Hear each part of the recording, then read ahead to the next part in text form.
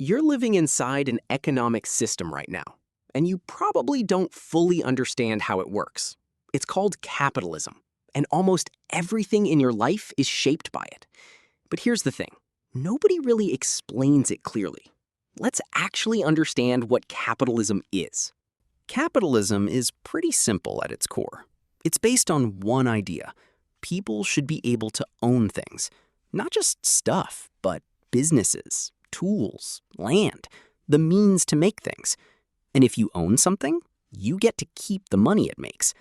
This is different from feudalism, where a king owned everything, or communism, where the government owns everything. In capitalism, individuals and private companies own things.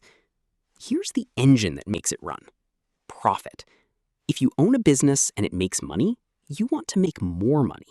But there's a problem built into the system from the start. Profit is the main goal. Not happiness, not health, not the environment. Profit. So companies look at everything as a way to make money, including things that shouldn't be turned into profit. A company that pollutes the river saves money. The damage to the river is not their problem. It's everyone's problem. This is called externalities. The costs aren't paid by the company, they're paid by everyone else. Here's another mechanism: consolidation. A successful company with lots of money can buy smaller companies. They can undercut competitors until they go bankrupt. Then they raise prices. You end up with fewer and fewer companies controlling more and more. Your choice gets smaller. The big company gets bigger. Then there's the wage mechanism.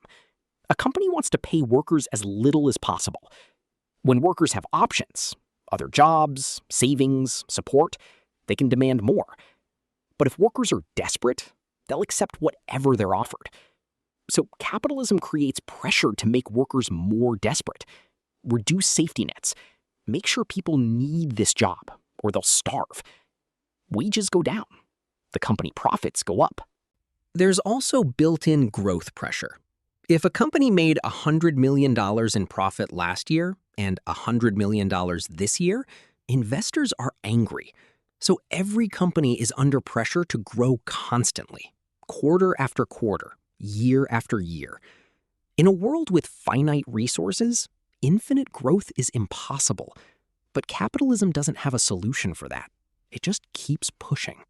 But capitalism isn't the only option. Most successful countries today are mixed economies. They have capitalism, but with guardrails. Minimum wages, worker protections, environmental regulations, public health care, public education. These aren't anti-capitalist. They're capitalism with limits. Some countries have higher taxes on the wealthy, better safety nets, stronger worker protections.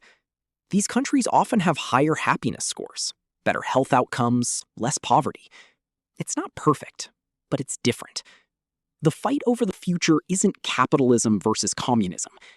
The real question is, what kind of capitalism do we want? One that serves people, or one that serves only profit? That's the conversation we actually need to have. If this made you think, why don't you just leave a like? And if you want to understand more about economics, I'd suggest subscribing, please. Thank you for watching, and I'll see you next time.